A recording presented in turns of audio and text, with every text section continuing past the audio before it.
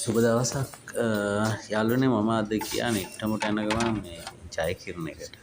ඉතින් ජයකිරණ එකේ අපේ ව්‍යාපාරයක් කරන කෙනෙකුට තොග ගන්නවා නම් කොහොමද මිල ගණන් හරි සිල්ලරට ගන්නවනම් කොහොමද මිල ගණන්. ඉතින් මේකේ සේවක මහතුන් කීප දෙනෙක් පැවසේ තොග මිලයි සිල්ලර මිලයි දෙකම එක හා සමාන එකයි කියලා.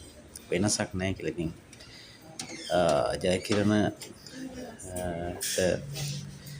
චෝදනාවක් නෙමෙයි මම එල්ල කරන්නේ. මොකද මේක අපිට තොග ගන්නවා නම් මේක වැඩි මිල සිල්ලර මිලත් එක්ක වෙනසක් වෙනවා නම් තමයි ඒක වැදගත් කියන්නේ.